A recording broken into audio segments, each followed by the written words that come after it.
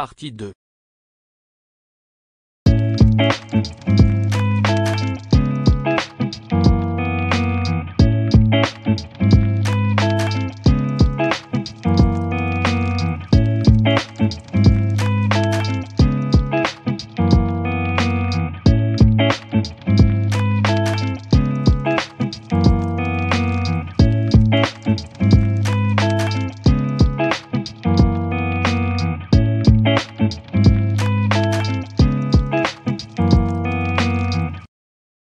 Chapitre 1. Okonkwo fut bien reçu par la famille de sa mère Mbanta. Le vieil homme qui l'accueillit était le jeune frère de sa mère, désormais le plus âgé des membres de la famille encore en vie. Il s'appelait Ukandu, et c'était lui qui avait reçu la mère d'Okonkwo 20 et 10 ans auparavant quand on l'avait ramenée d'Umuofia pour qu'elle soit enterrée parmi les siens. Okonkwo n'était alors qu'un petit garçon et Ukandu se souvenait de lui lançant l'adieu traditionnel, « Mère, mère, mère s'en va ». Bien des années étaient passées depuis. Okonkwo, ce jour-là, ne ramenait pas la dépouille de sa mère pour qu'elle soit enterrée parmi les siens. Il venait avec ses 3 épouses et leurs enfants chercher refuge sur sa terre natale. En voyant la tristesse et la lassitude qui se peignaient sur leur visage, Ukandu devina tout de suite ce qui s'était passé et ne posa pas de questions. C'est seulement le lendemain qu'Okonkwo lui raconta tout. Le vieil homme écouta son récit jusqu'à la fin et dit, avec un certain soulagement, « C'est un Oshu femelle ». Et il organisa les rites et les sacrifices requis.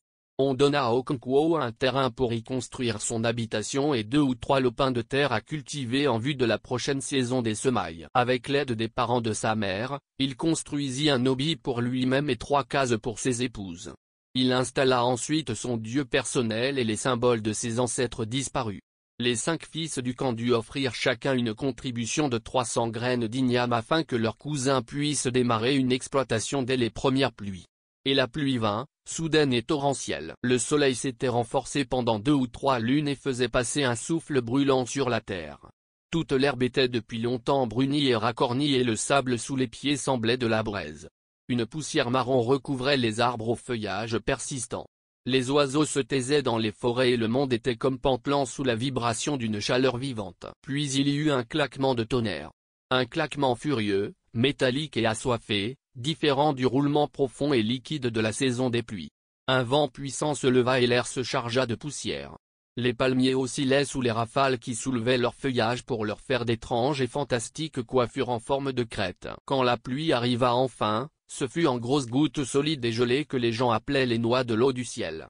Elles étaient dures et faisaient mal quand on les recevait, mais les plus jeunes couraient joyeusement les ramasser pour les faire fondre dans leur bouche. La terre revint très vite à la vie et les oiseaux, dans les forêts, se mirent à voleter à pied gaiement. Un parfum diffus de renaissance et de verdure se répandit dans l'atmosphère. La pluie tomba moindre et en petites gouttes liquides, les enfants se mirent à l'abri, heureux, rafraîchis et reconnaissants. Okonkwo et les siens travaillaient avec acharnement pour planter une nouvelle ferme. Mais c'était comme repartir de zéro sans l'enthousiasme et la vigueur de la jeunesse, comme devenir gaucher quand on est déjà vieux. Il ne prenait plus le même plaisir au travail, et quand il n'avait rien à faire restait assis dans un demi-sommeil silencieux. Une véritable passion avait jusque-là commandé son existence, il voulait devenir l'un des seigneurs du clan. De là venait toute son énergie. Et il y était presque parvenu. Puis tout avait volé en éclats. On l'avait chassé hors de son clan comme un poisson qu'on jette, pantelant, sur le sable sec.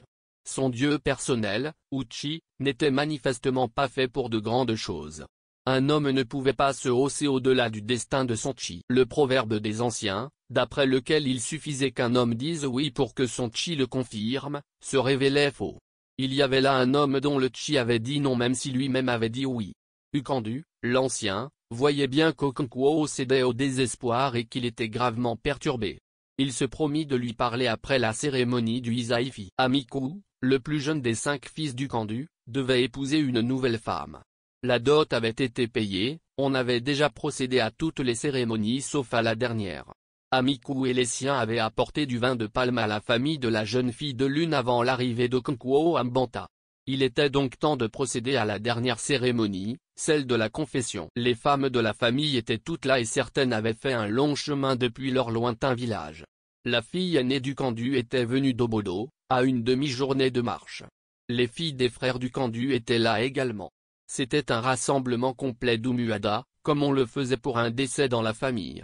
Ils étaient 22 en tout. Ils s'assirent par terre en formant un large cercle et la fiancée se plaça au centre, avec une poule dans la main droite. Ukandu, assis à côté d'elle, tenait le bâton ancestral de la famille.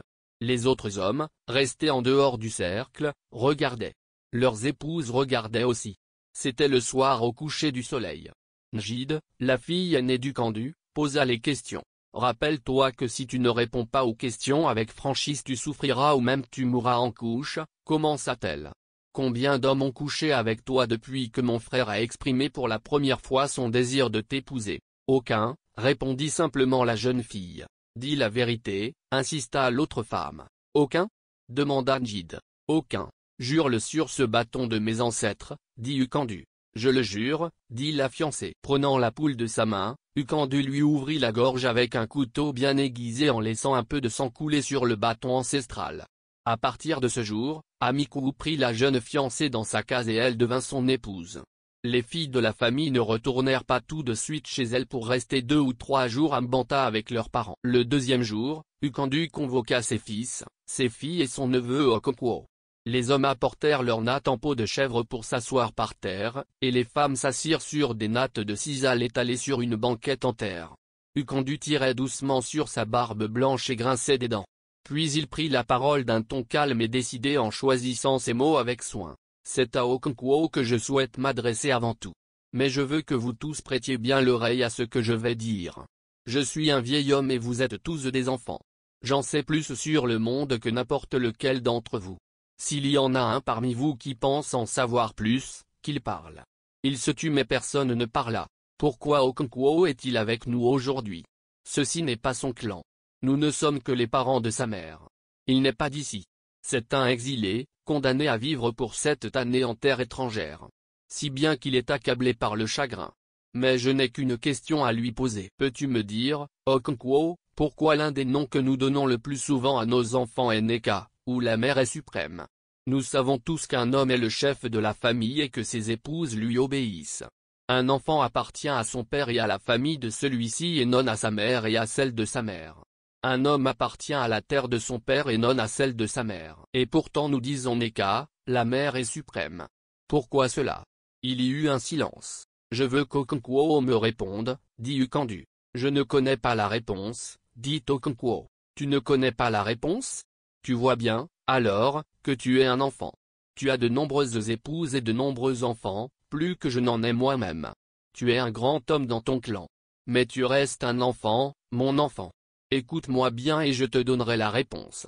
Mais j'ai une autre question à te poser. Comment se fait-il que, lorsqu'une femme meurt, on la ramène chez elle pour l'enterrer avec sa famille d'origine? On ne l'enterre pas avec celle de son époux. Pourquoi cela? On a ramené ta mère à moi et on l'a enterrée avec mes parents. Pourquoi? Okonkwo secoua la tête. Il ne sait pas non plus, dit Ukandu, et pourtant le voilà accablé de chagrin parce qu'il est venu vivre quelques années au pays de sa mère. Et Ukandu d'éclater d'un rire amer en se tournant vers ses fils et ses filles. Et vous? Saurez-vous répondre à ma question? Tous secouèrent la tête. Alors écoutez-moi, dit-il, et il s'éclaircit la voix. C'est vrai qu'un enfant appartient à son père. Mais quand un père frappe son enfant, l'enfant va se faire consoler dans la case de sa mère. Un homme appartient à la terre de son père quand tout va bien et que sa vie est douce. Mais quand frappe le chagrin et l'amertume, il cherche refuge chez sa mère. Ta mère est là pour te protéger. Elle est enterrée ici. Et c'est pourquoi nous disons que la mère est suprême. Est-il juste que toi, Okonkwo, tu présentes à ta mère un visage fermé et refuses d'être consolé? Méfie-toi, car tu risques de déplaire à celle qui est morte. Ton devoir est de consoler tes femmes et tes enfants et de les ramener au bout de 7 temps sur la terre de ton père. Mais si tu laisses le chagrin t'accabler et te tuer, ils mourront tous en exil. Il resta un long moment silencieux avant de reprendre, en montrant ses fils et ses filles. Ceux-là sont ta famille, désormais. Tu crois être l'homme le plus malheureux au monde? Sais-tu que certains sont parfois bannis à vie? Sais-tu qu'ils perdent parfois toutes leurs ignames et même leurs enfants? J'avais 6 femmes, à une époque. Aujourd'hui je n'en ai plus, sauf cette fille qui ne distingue pas sa droite de sa gauche. Sais-tu combien d'enfants j'ai enterrés, des enfants conçus quand j'étais jeune et plein de vigueur? 22. Je ne me suis pas pendu pour autant, et je suis toujours en vie. Si tu crois être l'homme le plus malheureux au monde, alors demande à ma fille Akoueni de combien de jumeaux elle a accouché et s'est débarrassée. N'as-tu jamais entendu ce qu'on chante quand une femme meurt? Pour qui tout va bien, pour qui tout va bien. Il n'y a personne pour qui tout va bien. Voilà tout ce que j'ai à te dire. Chapitre 2. C'est au cours de la 2e année d'exil de Okonkwo que son ami Obiérika vint lui rendre visite. Il amena avec lui 2 jeunes hommes qui portaient chacun un sac pesant sur la tête. Okonkwo les aida à poser à terre leur fardeau. Les sacs, visiblement, étaient pleins de coris. Okonkwo était très content de recevoir son ami. Ses épouses et ses enfants l'étaient également, de même que ses cousins et leurs épouses, quand il les fit venir et leur annonça qui était son hôte. « Il faut que tu l'amènes saluer notre père », dit l'un des cousins. « Oui », répondit Okonkwo. « Nous y allons de ce pas. » Mais il glissa d'abord quelques mots à l'oreille de sa première femme. Elle hocha la tête, et les enfants se lancèrent aussitôt à la poursuite d'un de leurs coqs. L'un de ses petits-enfants avait déjà prévenu Kandu que 3 inconnus venaient d'arriver chez Okonkwo. Il était là et attendait pour les accueillir. Il leur tendit les mains quand ils entrèrent dans son obi, puis, après avoir échangé une poignée de main avec eux, il demanda à Okonkwo qui ils étaient. Celui-ci, c'est Obiérika, mon grand ami, dont je t'ai déjà parlé. Oui, dit le vieil homme, en se tournant vers Obiérika. Mon fils m'a parlé de toi et je me réjouis que tu sois venu nous voir. J'ai connu ton père, Iweka. C'était un grand homme. Il avait de nombreux amis ici et venait souvent les voir. C'était le bon temps, quand un homme avait des amis dans des clans éloignés. Ce n'est pas la même chose pour votre génération. Vous restez chez vous, vous avez peur de votre voisin. De nos jours, un homme ne connaît même pas la terre de sa mère. Regardant Okonkwo. Je suis un vieil homme et j'aime discuter. Je ne suis plus bon qu'à cela désormais. Se relevant avec effort, il disparut dans une autre pièce et revint avec une noix de cola. Qui sont ces jeunes hommes qui t'accompagnent? Demanda-t-il, en se rasseyant sur sa peau de chèvre. Okonkwo le lui dit. Ah! Soyez les bienvenus, mes fils. Il leur présenta la noix de cola. À sa vue, ils le remercièrent, puis il la cassa et ils mangèrent. Va dans cette pièce, dit-il à Okonkwo en pointant le doigt. Tu y trouveras un pot de vin. Okonkwo apporta le vin et ils commencèrent à boire. Tiré de la veille, il était très fort. Oui, dit Ukandu après un long silence. On voyageait davantage, en ce temps-là. Aninta, Umwazu, Ikeosha, Elomelu, Abem. Les clans de ces régions, je les connais tous très bien. On vous a dit, demanda Obiérika, qu'Abem n'existe plus? Comment ça? S'étonnèrent d'une même voix Ukandu et Okonkwo. Abem a été entièrement détruite, expliqua Obiérika. C'est une étrange et terrible histoire. Si je n'avais pas vu de mes propres yeux les quelques survivants et entendu de mes propres oreilles ce qui leur était arrivé, je ne l'aurais pas cru. Ce n'est pas un jour de marché et que qu'ils se sont enfuis et qu'ils sont arrivés à Umuofia? Demanda-t-il en se tournant vers ses 2 compagnons, et ils répondirent d'un hochement de la tête. Il y a 3 lunes, reprit-il, un jour de marché et que, un petit groupe de fugitifs est arrivé dans notre village. La plupart étaient des fils de chez nous dont les mères avaient été enterrées avec nous. Mais il y en avait aussi qui étaient venus parce qu'ils avaient des amis là, et d'autres qui n'avaient pas d'autre endroit où se réfugier. Ils sont donc arrivés à Umuofia avec leur triste histoire. Il but son vin de palme, Okonkwo remplit sa corne et il continua. Pendant la dernière saison des semailles, un blanc était arrivé dans leur clan. Un albinos? Suggéra Okonkwo. Non, ce n'était pas un albinos. Pas du tout. Il prit une gorgée de vin. Il montait un cheval de fer. Les premiers qui l'ont vu se sont sauvés, mais il a continué à leur faire des signes. Finalement, ceux qui n'avaient pas peur se sont approchés et l'ont même touché.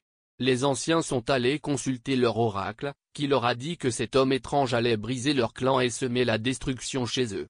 Obiérika but encore un peu de vin. Alors ils ont tué l'homme blanc et ils ont attaché son cheval de fer à leur arbre sacré parce qu'il avait l'air de vouloir se sauver pour appeler les amis de cet homme.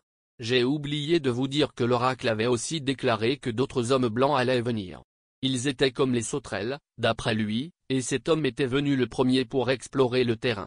Donc ils l'ont tué. Qu'a dit l'homme avant qu'il ne le tue? Demanda Ukandu. Il n'a rien dit, répondit l'un des compagnons d'Obiérika. Il a parlé, mais ils n'ont pas compris ce qu'il disait. Il semblait parler avec son nez. L'un des survivants m'a dit, expliqua l'autre compagnon d'Obiérika, qu'il répétait tout le temps le même mot, qui ressemblait à Mbaïno. Peut-être qu'il voulait aller à Mbaïno et qu'il s'était perdu en chemin. En tout cas, reprit Obierica, ils l'ont tué et ils ont attaché son cheval de fer. C'était avant la saison des semailles. Pendant longtemps il ne s'est rien passé. Les pluies sont arrivées et ils ont semé leurs ignames. Le cheval de fer était toujours attaché au capot qui est sacré. Puis un matin, 3 hommes blancs conduits par une bande d'hommes aussi normaux que vous et moi sont arrivés au clan. Ils ont vu le cheval de fer et sont repartis. Les hommes et les femmes d'Abem étaient presque tous partis sur leur ferme. Ils ne sont que quelques-uns à avoir vu arriver ces hommes blancs et ceux qui les accompagnaient. Pendant plusieurs semaines de marché il ne s'est rien passé. Il y avait un grand marché à Abem un jour d'Afo sur 2 et, comme vous le savez, tout le clan s'y retrouvait. C'est ce jour-là que ça s'est passé. Les 3 hommes blancs et un très grand nombre d'autres hommes ont encerclé le marché. Ils devaient avoir une médecine très puissante pour se rendre invisibles jusqu'à ce que le marché soit plein. Et alors ils se sont mis à tirer. Tout le monde a été tué sauf les vieux et les malades qui étaient restés chez eux et une poignée d'hommes et de femmes dont le chi était bien réveillé et les a fait sortir du marché. Obierica resta un instant silencieuse avant de continuer. Leur clan, aujourd'hui, est désert. Même les poissons sacrés de leur lac mystérieux se sont enfuis et le lac a pris la couleur du sang. Un terrible mal s'est abattu sur leur terre, comme l'oracle les en avait prévenus. Un long silence suivit. On entendit Ukandu grincer des dents, puis il éclata. Ne tuez jamais un homme qui ne dit rien. Ces hommes d'Abem étaient des idiots. Que savait-il de cet homme? Et de grincer des dents à nouveau avant de raconter une histoire à l'appui de ce qu'il venait de dire. Mère Vautour, un jour, envoya sa fille chercher de quoi manger. Elle y alla et rapporta un caneton. C'est très bien, dit Mère Vautour à sa fille, mais dis-moi, qu'a dit la mère de ce caneton quand tu as piqué sur son nid et que tu as emporté son petit? Elle n'a rien dit, répondit la jeune Vautour. Elle s'en est allée, c'est tout, alors tu dois rapporter ce caneton, dit Mère Vautour. Il y a quelque chose de menaçant derrière ce silence. Fille Vautour rapporta donc le caneton et prit un poulet à la place. Qu'a fait la mère de ce poulet? Demanda Mère Vautour. Elle a pleuré, elle a hurlé et elle m'a maudite, répondit sa fille. Alors nous pouvons manger ce poulet, dit la mère. Il n'y a rien à craindre de quelqu'un qui crie. Ces hommes d'Abem étaient des idiots. Oui, des idiots, répéta Ukandu, après une nouvelle pause. On les avait prévenus du danger. Même pour aller au marché, ils auraient dû s'armer de leurs fusils et de leurs machettes. Leur idiotie leur a coûté cher, dit Obierica. Mais j'ai très peur. On nous a raconté des histoires au sujet des hommes blancs qui fabriquaient des fusils puissants et des boissons fortes, et prenaient des esclaves pour les emporter à travers les mers, mais personne ne croyait que ces histoires étaient vraies. Il n'y a aucune histoire qui ne soit vraie, répondit Ukandu. Le monde n'a pas de fin, et ce qui est bon pour les uns est une abomination pour les autres. Nous avons des albinos parmi nous. Ne croyez-vous pas qu'ils sont arrivés dans notre clan par erreur, qu'ils se sont égarés sur le chemin les menant à une terre où tout le monde est comme eux? La première épouse d'Okonkwo eut bientôt fini de cuisiner et posa devant ses hôtes un superbe repas d'igname écrasé et de soupe d'herbe. Nevoie, le fils d'Okonkwo, apporta un pot de vin d'eau tiré du palmier raffia. Te voilà grand et fort, maintenant, dit Obierica à Nevoie. Ton ami Anéné m'a chargé de te saluer. Il va bien? Demanda Nevoie. Nous allons tous bien, répondit Obierica. Ezunma leur apporta un bol d'eau pour qu'ils se rincent les mains. Puis ils commencèrent à manger en buvant du vin. Quand es-tu parti de chez toi? Demanda Okonkwo. On avait décidé de partir avant le chant du coq, dit Obierica. Mais Neveke n'est pas arrivé avant le jour. Ne prends jamais rendez-vous de bonne heure avec un homme qui vient d'épouser une nouvelle femme. Tous s'esclaffèrent. Neveke s'est marié? Demanda Okonkwo. Il a épousé la deuxième fille d'Okadigbo, répondit Obierica. C'est très bien, dit Okonkwo. Je ne te blâme pas de ne pas avoir entendu le chant du coq. Quand ils eurent mangé, Obierica montra les 2 sacs. C'est l'argent de tes ignames, dit-il. J'ai vendu les grosses tout de suite après ton départ. Ensuite j'ai vendu une partie des graines et j'en ai confié d'autres à des métayers. Je ferai ça chaque année jusqu'à ce que tu reviennes. Mais je me suis dit que tu aurais besoin d'argent dès maintenant et donc je t'en ai apporté. Qui sait de quoi demain sera fait? Peut-être que des hommes verts viendront dans notre clan et nous tirerons dessus. Dieu ne le permettra pas, dit Okonkwo. Je ne sais comment te remercier. Je vais te le dire, tue un de tes fils pour moi. Ça ne suffirait pas, dit Okonkwo. Alors tu n'as qu'à te tuer toi-même, répondit Obierika. Okonkwo sourit. Pardon. Je ne parlerai plus de te remercier. Chapitre 3. Lorsque, près de 2 ans plus tard, Obierika rendit à nouveau visite à son ami exilé, les circonstances étaient moins heureuses. Les missionnaires étaient arrivés à Umuofia. Ils y avaient bâti leur église, gagné une poignée de convertis et envoyé déjà des évangélisateurs dans les villes et villages alentours. C'était une source de grande affliction pour les chefs du clan, mais nombre d'entre eux pensaient que cette étrange croyance et le Dieu des Blancs ne durerait pas. Aucun de ces convertis n'avait une parole qui comptait à l'assemblée du peuple. Aucun n'était titré. C'était pour l'essentiel le genre d'individu qu'on traitait d'Effiulifu, personne vide, qui ne vaut rien. On dépeignait l'Effiulifu, dans la langue du clan, comme un homme qui vend sa machette et part à la bataille avec l'étui. Kielo, la prêtresse d'Agbala, traitait les convertis d'excréments du clan, et la nouvelle foi était pour elle un chien faux venu les dévorer. Ce qui amena Obierika à venir voir Okonkwo fut la soudaine apparition du fils de celui-ci, Nevoa, parmi les missionnaires d'Umuofia. « Que fais-tu ici » lui avait demandé Obierika, après que les missionnaires eurent fait 1000 difficultés pour le laisser parler au garçon. « Je suis l'un d'entre eux » avait répondu Nevoa. « Comment va ton père » avait alors demandé Obierika, faute de trouver autre chose à dire. « Je n'en sais rien. Il n'est pas mon père » avait dit Nevoa tristement. Aussi Obierika était-il allé trouver son ami Ambanta.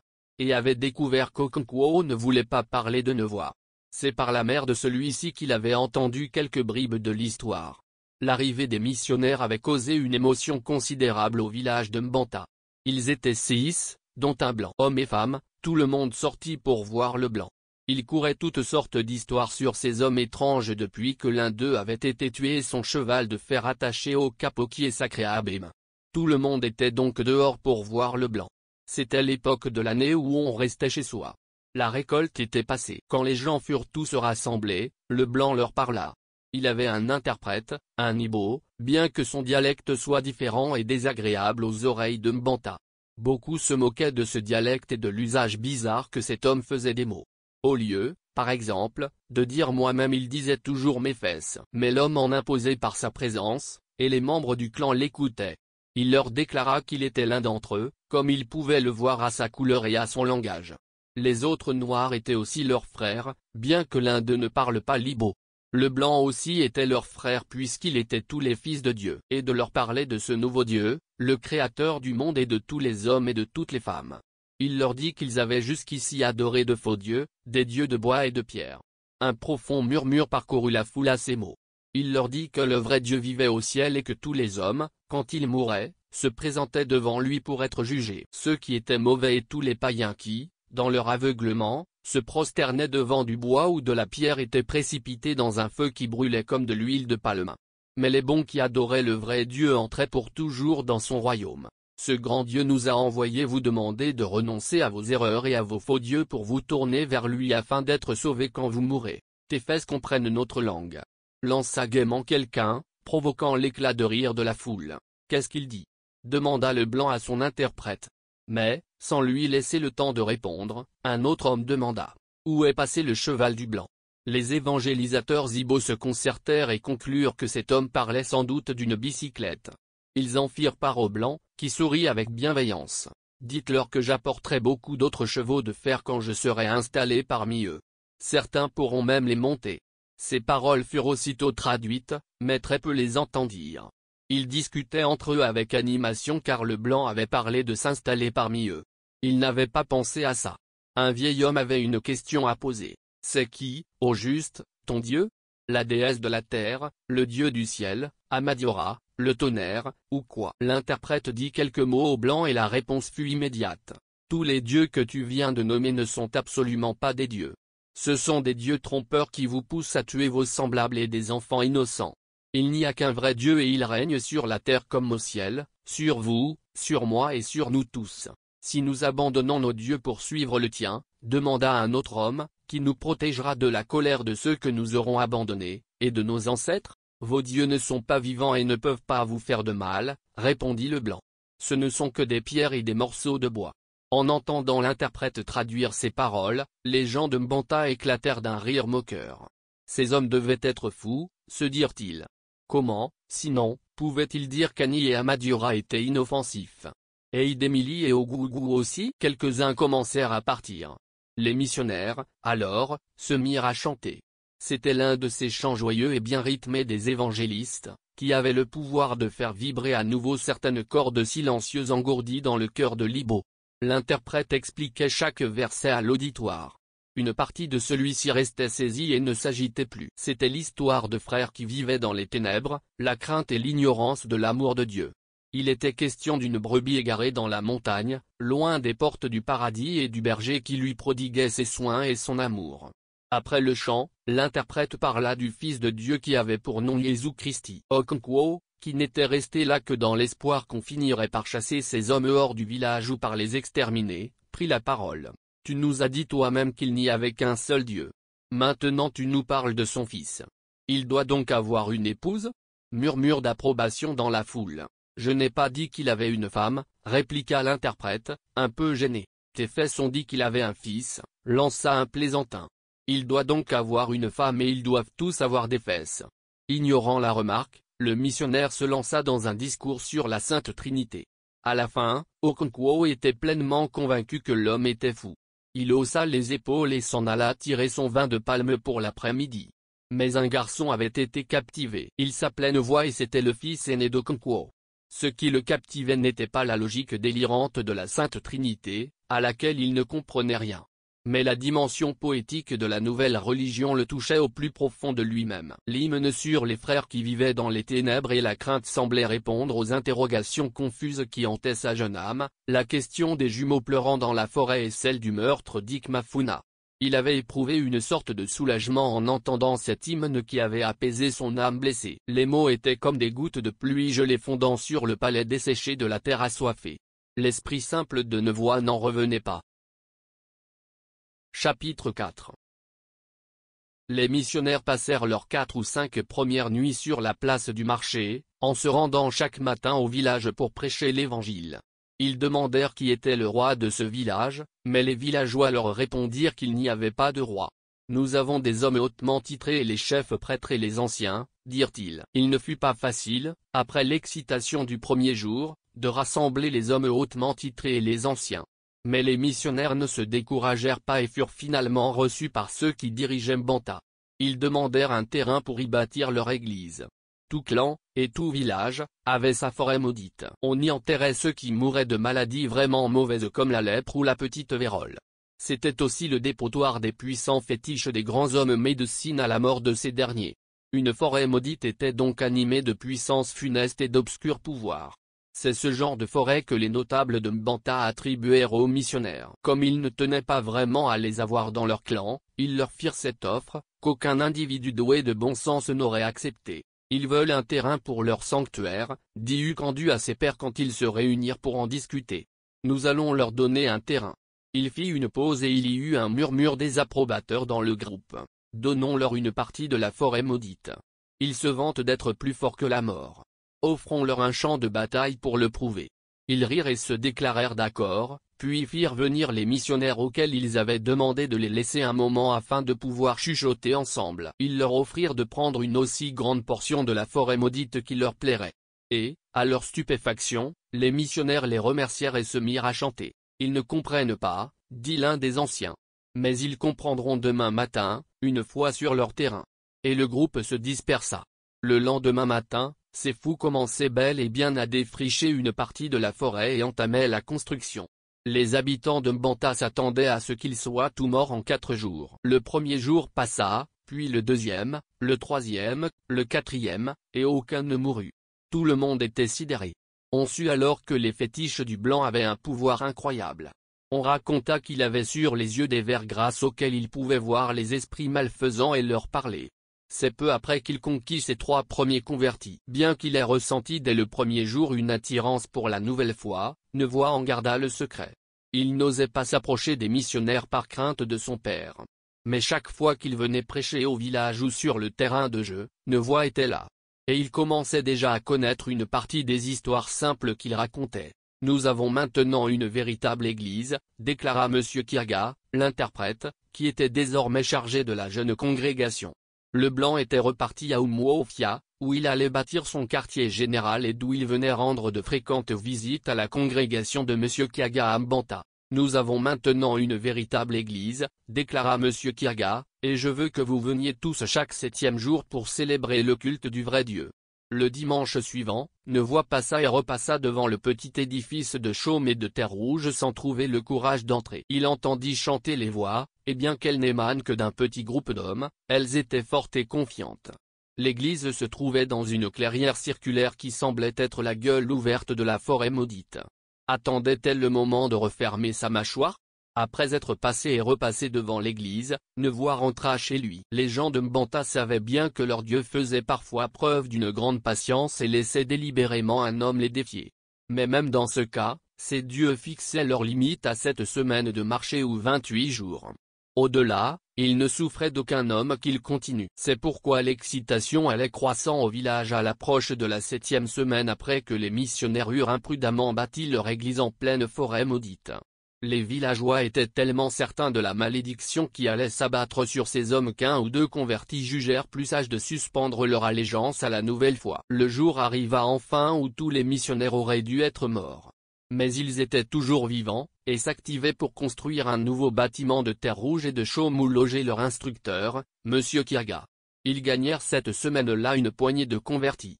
Et, pour la première fois, une femme. Elle se nommait Neka et était l'épouse d'un fermier prospère, Amadi. Sa grossesse était bien avancée. Neka avait déjà eu 4 grossesses, toutes menées à terme, mais elle avait chaque fois accouché de jumeaux qui avaient tout de suite été abandonnés.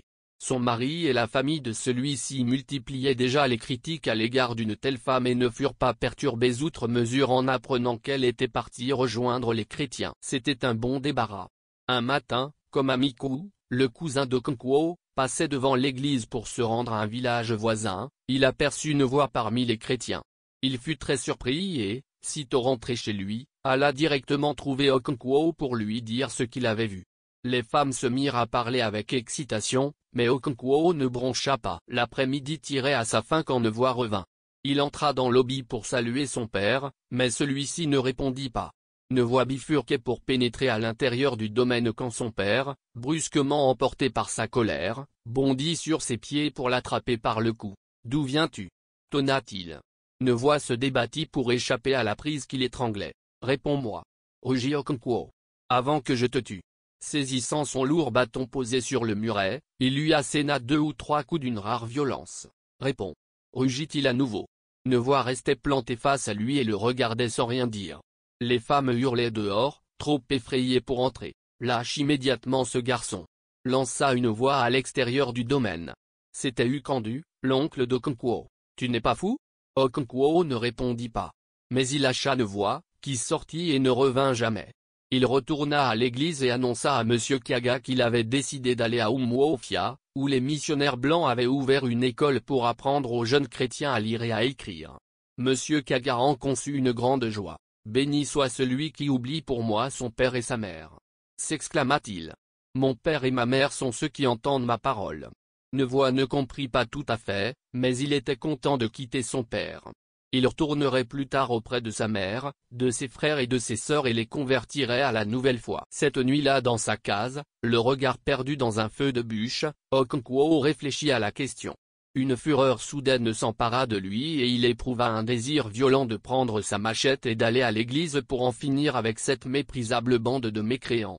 Mais, à la réflexion, il se dit que Nevoie ne valait pas qu'on se batte pour lui. Pourquoi, se lamentait-il du fond du cœur, fallait-il que ce soit lui, Okonkwo, qui subisse la malédiction d'avoir un tel fils?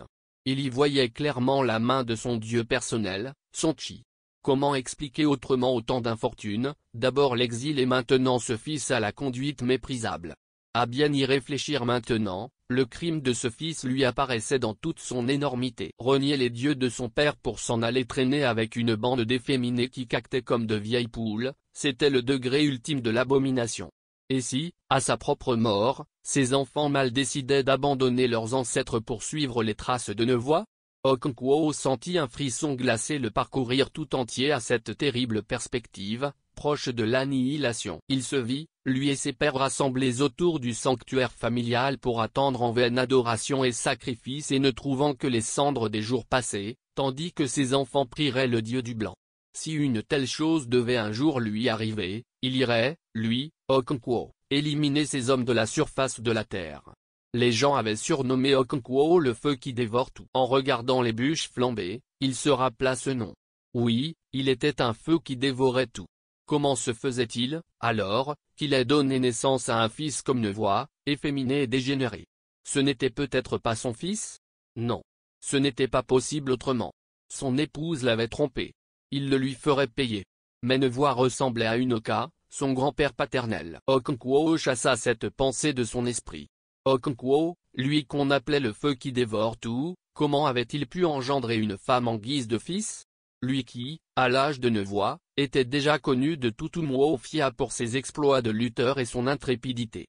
Il laissa échapper un soupir et, comme par compassion, la bûche qui se consumait soupira aussi. Et soudain ses yeux se décilèrent et il vit clairement la situation. Le feu est vivant, mais il ne donne que de la cendre froide et inerte. Il soupira à nouveau, plus profondément. Chapitre 5. La jeune église de Mbanta a connu quelques crises à ses débuts. Le clan avait d'abord pensé qu'elle ne survivrait pas. Mais elle avait survécu et s'était progressivement renforcée. Le clan s'en inquiétait, mais sans excès.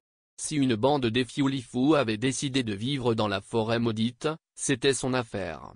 La forêt maudite, après tout, était toute désignée pour recevoir ces indésirables. Certes, ils se portaient au secours des jumeaux dont on se débarrassait, mais ne les amenaient jamais au village. Et pour ce qu'en savaient les villageois, les jumeaux restaient où on les avait abandonnés. La déesse de la terre ne ferait tout de même pas payer les péchés des missionnaires à des villageois innocents? Les missionnaires avaient pourtant, une fois, tenté de dépasser les limites. 3 convertis étaient venus au village en se vantant ouvertement de savoir que tous les dieux étaient morts et impuissants, ajoutant qu'ils s'apprêtaient à les défier en brûlant tout leur sanctuaire. « Allez donc brûler les parties génitales de votre mère » lança l'un des prêtres. On se saisit de ces hommes et on les battit jusqu'à ce qu'ils soient en sang. Il s'ensuivit une longue période sans incident entre l'église et le clan. Mais des rumeurs commencèrent à circuler d'après lesquelles le blanc n'avait pas seulement apporté une religion mais aussi un gouvernement. On disait que les missionnaires avaient construit un tribunal à Umuofia pour protéger leurs adeptes. Et même qu'ils avaient pendu un homme coupable d'avoir tué un missionnaire. Bien que ces rumeurs soient amplement relayées, elles passaient pour des fariboles aux yeux des gens de Mbanta et n'affectaient guère les relations entre la nouvelle église et le clan. Il n'était plus question de tuer un missionnaire, car M. Kiaga, tout fou qu'il soit, restait absolument inoffensif. Quant à ces convertis, personne n'aurait pu les tuer sans être obligé de fuir le clan auquel, malgré le mépris dont ils étaient l'objet, ils appartenaient toujours. Personne, donc, ne prenait au sérieux ces histoires de gouvernement des Blancs ou de conséquences du meurtre d'un missionnaire. Si ces gens-là devaient se révéler plus gênants qu'ils ne l'étaient déjà, on les chasserait tout simplement du clan. Et la petite église était pour le moment trop absorbée par ses propres problèmes pour s'en prendre au clan. Tout commença avec la question de l'admission des proscrits. Les proscrits, ou Ozu, voyant que la nouvelle église accueillait des jumeaux entre autres abominations, se dirent qu'ils avaient peut-être une chance d'y être acceptés eux aussi. Un dimanche, 2 d'entre eux se présentèrent donc à l'église. Leur arrivée fit sensation. Mais l'œuvre accomplie sur les convertis par la nouvelle religion était telle que personne ne quitta immédiatement l'église. Ceux qui se retrouvèrent à côté d'eux se contentèrent de changer de place. C'était un miracle. Mais il ne dura que jusqu'à la fin du service. L'église entière éleva une protestation et s'apprêtait à chasser ces gens quand M. Kiaga intervint et expliqua. Devant Dieu, il n'y a pas d'esclaves et d'hommes libres. Nous sommes tous des enfants de Dieu et nous devons accueillir nos frères. Tu ne comprends pas, dit l'un des convertis. Que diront de nous les païens quand ils sauront que nous acceptons des Ozu parmi nous? Ils se moqueront. Laissez-les se moquer, répondit M. Kiaga. Dieu se moquera d'eux au jour du jugement. Pourquoi les nations cèdent-elles à la colère et les peuples se soumettent-ils à de vaines apparences? Celui qui siège aux cieux en rira. Le Seigneur n'aura pour eux que dérision. Tu ne comprends pas, insista le converti. Tu es notre maître et tu peux nous enseigner les choses de la nouvelle foi, mais là, c'est quelque chose que nous connaissons. Et de lui expliquer ce qu'était un Ozu. C'était un individu voué à un dieu, une chose à part, à jamais tabou, comme ses enfants après lui. Il ne pouvait contracter de mariage avec ceux qui étaient nés libres. C'était en fait un proscrit, vivant dans un quartier réservé du village, près du grand sanctuaire. Chaque fois qu'il sortait de chez lui, il arborait le signe de sa caste interdite, de longs cheveux sales et emmêlés. Le rasoir était tabou pour lui. Un osu ne pouvait pas se mêler à un rassemblement d'hommes libres, et ceux-ci, de leur côté, ne pouvaient pas s'abriter sous son toit. Il ne pouvait pas prendre l'un des 4 titres du clan, et quand il mourait, ceux de sa caste l'enterraient dans la forêt maudite. Comment un tel individu pouvait-il être un disciple du Christ? Il a plus besoin du Christ que vous et moi, dit Monsieur Kiaga. Alors je retourne au clan, déclara le converti. Et il sortit.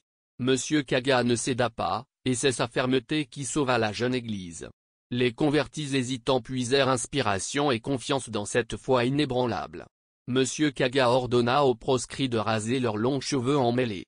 Au début, ils avaient peur d'en mourir. Tant que vous ne vous serez pas débarrassé des marques de vos croyances impies, je ne vous admettrai pas dans cette église, leur dit Monsieur Kaga. Vous avez peur de mourir. Pourquoi donc? En quoi êtes-vous différent des hommes qui se coupent les cheveux? Le même Dieu vous a créé, eux et vous. Mais eux vous ont rejetés comme des lépreux. C'est contre la volonté de Dieu, qui a promis la vie éternelle à ceux qui croient en son saint nom. Les païens prétendent que vous mourrez si vous faites ceci ou cela, et vous avez peur. Ils ont dit aussi que je mourrais si je bâtissais mon église sur ce terrain. Est-ce que je suis mort? Ils ont dit que je mourrais si je prenais soin des jumeaux. Je suis toujours vivant. Les païens ne disent que des mensonges. Il n'y a de vrai que la parole de notre Dieu. Les 2 proscrits se coupèrent les cheveux et devinrent bientôt les plus fervents adeptes de la nouvelle foi.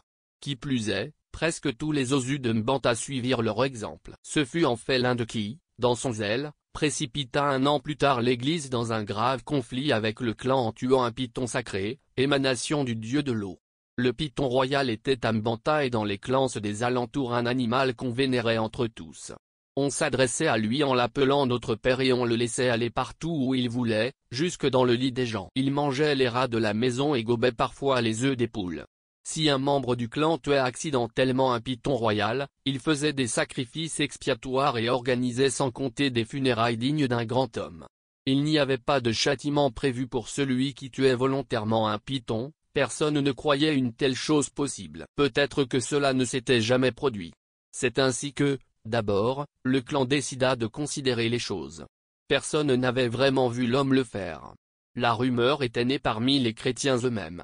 Ce qui n'empêcha pas les anciens et les notables de Mbanta de se réunir pour décider de la conduite à tenir. Ils furent nombreux à s'exprimer, longuement et avec colère. L'esprit de la guerre était sur eux. Okonkwo, qui avait commencé à jouer un rôle dans les affaires locales, dit que tant qu'on n'aurait pas chassé cette affreuse bande du village à coups de fouet, celui-ci ne connaîtrait pas de paix. Mais de nombreux autres ne voyaient pas les choses de cet œil, et ce fut leur avis qui l'emporta. Ce n'est pas dans nos coutumes de nous battre pour nos dieux, dit l'un d'eux. Ne nous risquons pas à le faire maintenant. Si un homme tue le python sacré dans le secret de sa case, c'est une affaire entre lui et le dieu. Nous n'avons rien vu. Si nous nous interposons entre le dieu et sa victime, nous risquons de prendre des coups destinés au coupable. Quand un homme blasphème, que faisons-nous? Allons-nous lui fermer la bouche? Non. Nous nous bouchons les oreilles pour ne plus entendre. C'est un geste sage. Ne raisonnons pas comme des lâches. Intervint Okonkwo. Si un homme entre dans ma case et défèque par terre, qu'est-ce que je fais? Je ferme les yeux? Non. Je prends un bâton et je lui brise le crâne. Voilà ce que fait un homme. Ces gens-là nous salissent tous les jours, et Okeke voudrait que nous fassions semblant de ne rien voir? Et Okonkwo de pousser un grognement de dégoût. Quel clan de femmelette, pensait-il. Une telle chose ne se serait jamais produite à Umuofia, sur la terre de ses pères. C'est vrai, ce que dit Okonkwo, ajouta un autre. Nous devrions faire quelque chose. Excluons plutôt ces hommes. On ne nous tiendra pas pour responsables des horreurs qu'ils commettent. Tous les membres de l'assemblée prirent la parole et on décida finalement d'exclure les chrétiens. Okonkwo, écœuré, grinçait des dents. Ce soir-là, un homme parcourut Mbanta de long en large en frappant sur son gong et en proclamant que les adeptes de la nouvelle foi seraient dorénavant exclus de la vie et des privilèges du clan. Les chrétiens s'étaient fait plus nombreux et formaient une petite communauté d'hommes, de femmes et d'enfants confiants et déterminés. Monsieur Brown, le missionnaire blanc, venait fréquemment leur rendre visite. Quand je pense qu'il y a à peine 6 mois que la graine a été semée parmi vous, disait-il, je m'émerveille devant ce que le Seigneur a accompli. C'était le mercredi de la semaine sainte. Monsieur Kaga avait demandé aux femmes de venir avec de la terre rouge, de la craie blanche et de l'eau afin de nettoyer l'église pour Pâques, et les femmes s'étaient organisées en 3 groupes pour s'attaquer à cette tâche. Elles commencèrent de bonne heure ce matin-là, certaines se rendant à la rivière avec leur poids haut, d'autres se dirigeant vers la fosse de terre rouge du village tandis qu'un 3e groupe, armé de pioches et de paniers, allait à la carrière de craie. Monsieur Kaga était en train de prier à l'église quand il entendit les femmes qui discutaient avec excitation. Il mit aussitôt fin à ses prières pour aller voir de quoi il retournait. Les femmes étaient revenues à l'église avec des pots à eau vides. Elles dirent que des jeunes gens les avaient chassés de la rivière à coups de fouet. Puis celles qui étaient allées chercher de la terre revinrent avec leurs paniers vides. Certaines avaient été brutalement fouettées. Celles qui s'étaient rendues à la carrière de craie racontèrent une histoire similaire. Que signifie tout cela? S'interrogea Monsieur Kaga, très perplexe. Le village nous a mis hors la loi, expliqua l'une des femmes. Le crieur l'a annoncé hier soir. Mais ce n'est pas notre coutume d'interdire à quiconque d'aller à la rivière ou à la carrière. Une autre dit, ils veulent nous réduire à la misère. Ils vont nous interdire les marchés. C'est ce qu'ils ont dit. Comme Monsieur Kaga s'apprêtait à envoyer chercher au village les hommes convertis, il les vit arriver. Ils avaient, bien sûr, entendu le crieur, mais c'était la première fois de leur vie qu'ils entendaient parler de femmes empêchées d'aller à la rivière. Venez avec nous, leur dirent-ils. Nous allons vous y accompagner et nous verrons qui sont ces lâches. Certains avaient de solides gourdins et d'autres, même, des machettes. Mais Monsieur Kaga les retint. Il voulait d'abord savoir pourquoi on les avait mis hors la loi. Ils disent qu'Okoli a tué le python sacré, dit une femme. C'est faux, rétorqua une autre. Okoli m'a dit lui-même que c'était faux. Okoli n'était pas là pour répondre. Il était tombé malade la veille au soir. À la fin de la journée il était mort. Sa mort montrait que les dieux étaient toujours capables de livrer leur propre combat. Le clan, dès lors, ne voyait plus pourquoi tourmenter les chrétiens. Chapitre 6. Les dernières grosses pluies de l'année tombaient. C'était le moment de fouler la terre rouge avec laquelle on construisait les murs. On ne le faisait pas plus tôt parce que les trop fortes averses auraient emporté la terre compressée. Ni plus tard, parce que le moment de la récolte allait venir, puis ce serait la saison sèche. Ce devait être la dernière récolte d'Okonkwo Ambanta. Cette année gâchée et épuisante touchait à leur fin. Bien qu'il ait prospéré sur la terre maternelle, Okonkwo savait qu'il aurait fait mieux encore à Umuofia, sur la terre de ses pères où les hommes étaient hardis et belliqueux. Pendant ces 7 années, il aurait pu s'élever jusqu'aux plus hautes fonctions. Il regrettait donc chaque journée de cet exil. La famille de sa mère s'était montrée très bonne pour lui, et il lui en était reconnaissant. Mais cela ne changeait rien au fait. Il avait donné le nom de Neka, la mère et suprême, à son premier enfant né en exil, par courtoisie à l'égard des parents de sa mère. Mais lorsque, 2 ans après, un fils était venu au monde, il l'avait appelé Nuofia, conçu dans le désert. Dès le début de cette dernière année d'exil, Okonkwo envoya de l'argent à Obierika pour qu'il construise à l'emplacement de son ancien domaine 2 cases dans lesquelles il pourrait loger avec sa famille en attendant d'en avoir construit d'autres ainsi qu'un nouveau mur d'enceinte. Il ne pouvait pas demander à quiconque de construire son obi à sa place, ni le mur qui délimitait son domaine. C'étaient des choses qu'un homme construisait lui-même s'il ne les héritait pas de son père. Quand les dernières grosses pluies de l'année commencèrent, Obierika lui adressa un message pour le prévenir que les 2 cases étaient achevées et qu'il pouvait commencer à se préparer pour son retour, après les pluies. Okonkwo aurait préféré rentrer plus tôt et reconstruire lui-même son domaine cette année-là, avant que cessent les pluies, mais cela serait revenu à réduire de fait la durée de la peine qu'on lui avait infligée. Et c'était impossible. Il attendit donc impatiemment l'arrivée de la saison sèche. Elle fut longue à venir. La pluie se fit de plus en plus fine pour ne plus tomber qu'en averses légères et obliques. Le soleil se montrait par intermittence à travers la pluie et un vent léger soufflait.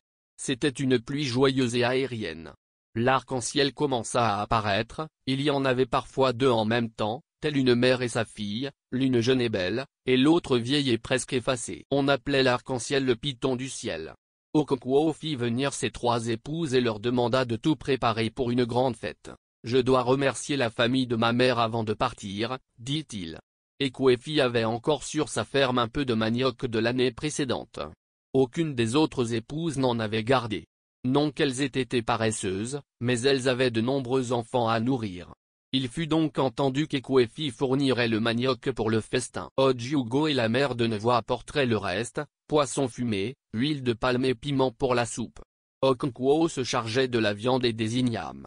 Le lendemain matin, Ekwefi se leva de bonne heure et se rendit à sa ferme, accompagné de sa fille, Ezunma, et de la fille d'Ojiugo, Obiageli, pour ramasser des tubercules de manioc. Elles avaient chacune un long panier d'osier, une machette pour couper les tendres tiges de manioc et une petite pioche pour déterrer les tubercules. Heureusement, une pluie légère était tombée au cours de la nuit et la terre ne serait pas trop dure. Il ne va pas nous falloir longtemps pour en prendre autant que nous voulons, dit Ekwefi. Mais les feuilles vont être mouillées, lui fit remarquer Ezunma, son panier en équilibre sur la tête et les bras croisés sur sa poitrine. Elle avait froid. Je n'aime pas quand l'eau froide me coule dans le dos. On aurait dû attendre que le soleil se lève et sèche les feuilles. Obiageli l'appelait celle parce qu'elle avait horreur de l'eau. Tu as peur de fondre? La récolte fut facile, comme Ekwefi s'y attendait. Ezunma secouait violemment chaque pied avec son bâton avant de se pencher pour couper la tige et déterrer le tubercule. Il n'était pas toujours nécessaire de creuser pour l'atteindre. Elle n'avait qu'à tirer sur la partie qui dépassait, la terre se soulevait, les racines se cassaient en dessous et on sortait le tubercule.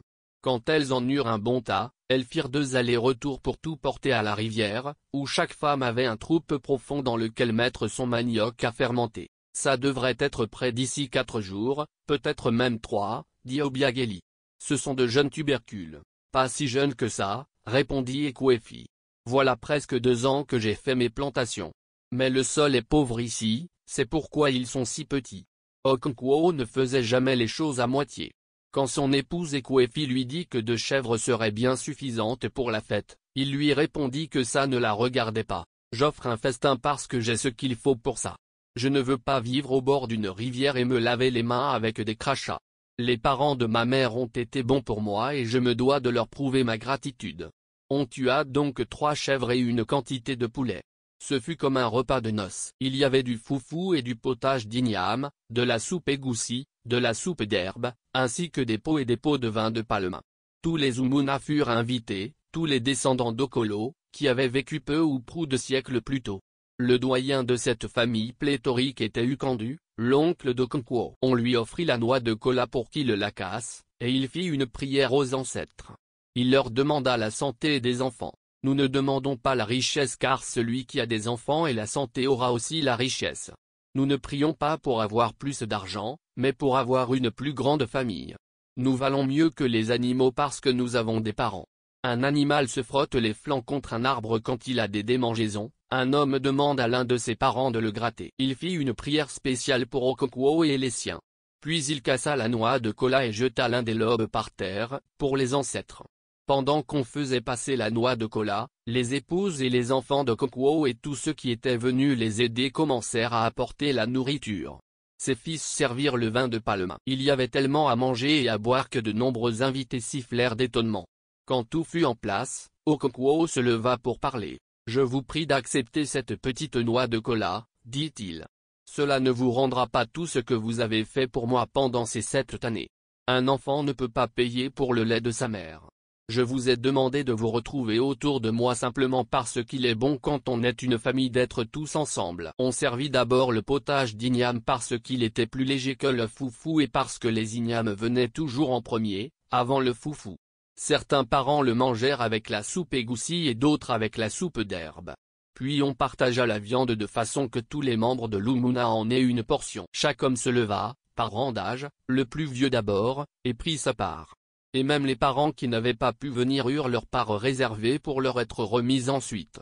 Pendant qu'on servait le vin de palme, l'un des plus anciens de l'Umuna se leva à son tour pour remercier Okonkwo. Si je disais qu'on ne s'attendait pas à un tel festin, j'aurais l'air de sous-entendre qu'on ne savait pas combien Okonkwo, notre fils, avait la main large.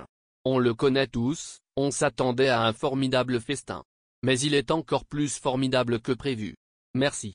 Puissiez-vous tous en recevoir 10 fois autant en retour. C'est un plaisir de voir de nos jours, alors que la jeune génération se croit plus sage que les anciens, un homme qui fait les choses dans la grande tradition. Celui qui invite ses parents à un festin ne le fait pas pour leur éviter de mourir de faim. Ils ont tous à manger chez eux. Quand nous nous réunissons sur la place du village éclairée par la lune, ce n'est pas pour la lune. Chacun peut la voir de chez lui. Nous nous réunissons parce qu'il est bon pour des parents de le faire. Vous me demanderez peut-être pourquoi je dis tout ça. Je vous répondrai que c'est parce que j'ai peur pour la jeune génération, pour vous autres. D'un geste, il montrait l'endroit où se trouvaient la plupart des jeunes hommes. Quant à moi, il ne me reste que peu de temps à vivre, tout comme à Ukandu, Unashuku et Emefo. Mais j'ai peur pour vous, jeunes gens, parce que vous ne comprenez pas la force des liens familiaux. Vous ne savez pas ce que c'est de parler d'une seule voix. Et le résultat? Une abominable religion s'est installée parmi vous. Un homme peut désormais quitter son père et ses frères. Il peut insulter les dieux de ses pères et de ses ancêtres comme un chien de chasse qui devient fou et se retourne contre son maître. J'ai peur pour vous, j'ai peur pour le clan. Se tournant à nouveau vers Okokwo. Merci de nous avoir réunis.